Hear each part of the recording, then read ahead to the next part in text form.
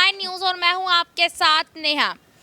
गुजरात का चुनाव नज़दीक है। नज़दीक तो अब छोड़ ही दीजिए, समझ लीजिए कि बस कुछ ही वक्त बचा हुआ है। लेकिन गुजरात चुनाव से पहले आम आदमी पार्टी ने तो सीएम चेहरा घोषित कर दिया। बीजेपी की तरफ से सबको पता है, लेकिन कांग्रेस कहाँ छुपी है आखिर, इसका सबको इंतजार है। हालांकि अगर हिमाचल प्रदेश की चुनाव की मैं बात करूं तो हिमाचल प्रदेश में प्रियंका गांधी लगातार वहां दौरे कर रही है। लेकिन सवाल यहाँ पर ये उठ रहा है कि आखिरकार कांग्रेस पार्टी गुजरात से दूरी क्यों बना रही है, पहाड़ों के पास क्यों जा रही है।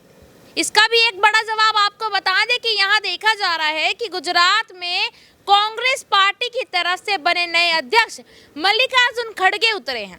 लेकिन इसके अलावा कोई और चेहरा क्यों नहीं उतर रहा है, ये एक बड़ा सवाल है जिस पर विपक्ष यहाँ पर हमला करता नजर आ रहा है। आपको बता दें कि गुजरात चुनाव को लेकर मल्लिकार्जुन खड़गे ने यहाँ जिग्नेश को सीएम बनाने की मांग की है। सीएम यानी कि सीएम उम्मीदवार बनाने की मांग की है। अब यहाँ जिग्नेश कितने काबिल है गुजरात के लिए, इसी मुद्दे पर आज हम बात करेंगे। और बात करने के लिए मेरे सहयोगी ऋतिक मेरे साथ मौजूद हैं।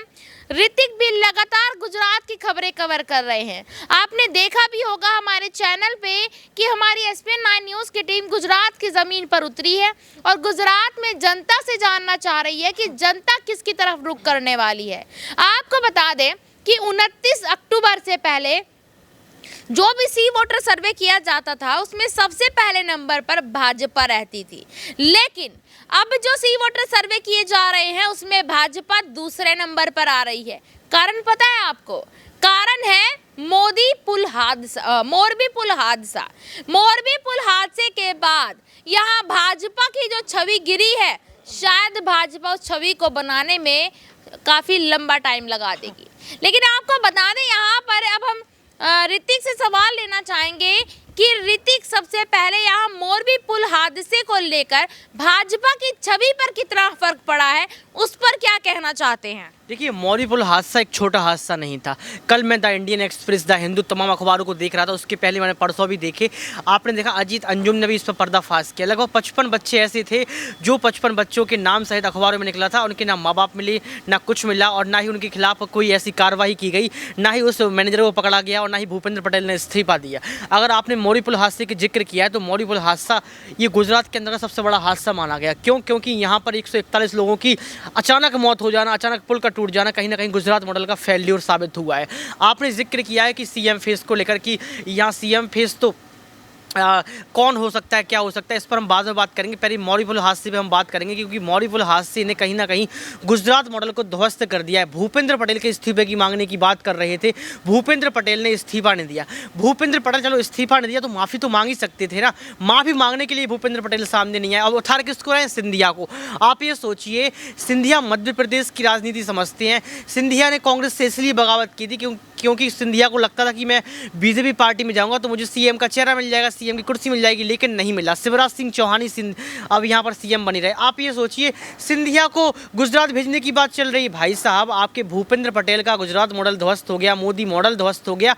अब सिंधिया किस मुंह को लेकर वहाँ जाएंगे? यहाँ पर कांग्रेस मजबूत पार्टी है और कांग्रेस मजबूत यहाँ पर नजर आ रही है गुजरात के अंदर। नेहा, बिल्कुल, गुजरात के अंदर कांग्रेस अब मजबूत होती नजर आ रही है और इसमें कोई शक की बात भी नहीं है।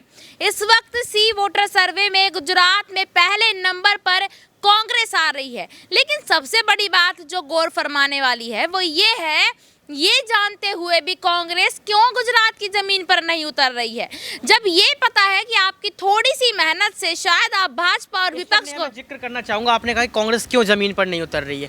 अगर हम आंकड़ों की बात करें और समीकरणों की बात करें तो यहाँ पर 2007, 2012 और 2017 में लगातार कांग्रेस ने अपनी सीटों पर बढ़ोतरी की है।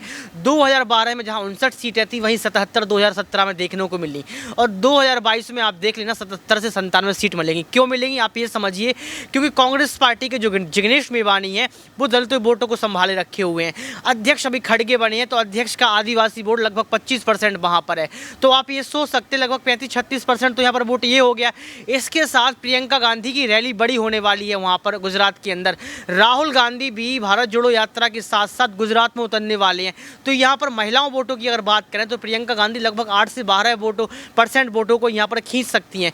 तो आप ये देखिए, जिस पार्टी ने 12 में बढ़ोतरी की, 17 में बढ़ोतरी की, अब 22 में भी बढ़ोतरी करेगी। 77 सीटें उन्होंने अपनी हासिल कर ली हैं, मात्र 20 या 25 सीटें तो और चाहिए। तो 20 और 25 सीटों पर जिग्नेश मेवानी, खड़गे और तमाम बड़े जो नेता हैं वहाँ पर पहुँच रहे हैं। कन्हैया कुमार ने भी जिक्र किया, कन्हैया कुमार भी वहाँ उतर चुके हैं। तो आप ये समझिए कि बड़े से बड़े नेता वहाँ पर पहुँच रहे हैं। सीटों पर सिर्फ और सिर्फ 25 सीटों उनको पाना है, उस पर वो बखूबी काम कर रहे हैं। देखिए, सिर्फ 25 सीटें उनको पानी या और सीटों पर वो बखूबी काम कर रहे हैं। जैसे कि यहाँ ऋतिक ने बताया कि जिग्नेश मेवानी का यहाँ पर जिक्र किया, और हमारा मुद्दा भी यही है, जिग्नेश मेवानी पर कितना दाव खेला जाएगा। कांग्रेस पार्टी यानी कि मल्लिकार्जुन खड़गे के पास आदिवासी समुदाय का वोट बैंक पूरा है। अगर बात करूं जिग्नेश की, तो जिग्नेश के पास यहाँ दलित वोट बैंक पूरा नजर आ रहा है। बचा कुचा यहाँ प्रियंका गांधी पूरा कर देंगी, राहुल गांधी यहाँ पर पूरा करते नजर आएंगे। देखिए, जिग्नेश मेवानी का यहाँ पर जिक्र हुआ है, तो मैं सवाल लेना चाहूंगी ऋतिक से कि इतने दिनों से मल्लिकार्जुन खड़गे यहाँ गुजरात में उतरे हुए हैं, क्या यहाँ पर सीएम चेहरे के रूप में वो जिग्नेश मेवानी को देखते नजर आ रहे हैं? देखिए, कन्हैया कुमार चेहरा हो सकता है, जिग्नेश मेवानी का चेहरा हो सकता है, हार्दिक पटेल चेहरा हो सकता है, चेहरा कई सारे हो सकते हैं, लेकिन जिग्नेश मेवानी का मैं इसलिए जिक्र करूंगा क्योंकि आपने जिग्नेश मेवानी से सवाल ही उठाया है। जिग्नेश मेवानी बड़गांव से यहाँ पर सदस्य भी हैं लोक राज्यसभा। आप ये समझिए, जिग्नेश मेवानी राजनीति को समझते भी हैं। जिग्नेश मेवानी 7% दलितों को वोट को समझते हैं। जिग्नेश मेवानी इसलिए बड़ा चेहरा हो सकता है क्योंकि जिग्नेश मेवानी गुजरात में काम किया है, गुजरात की जमीन में कांग्रेस को मजबूत किया है। यहाँ पर खड़गे क्यों चुप्पी नहीं तोड़ रहे हैं, एक बड़ा सवाल इसलिए हो सकता है क्योंकि देखिए, राजनीति में हर किसी को कुर्सी चाहिए, और खड़गे का जो बेटा है प्रियंक, वो भी राजनीति में नया है। हो सकता है जिग्नेश मेवानी की जगह कहीं ना कहीं प्रियंक खड़गे उतर जाए, लेकिन यहाँ पर साफ तौर पर यह समझना होगा कि जिग्नेश मेवानी ने कांग्रेस को मजबूत किया है।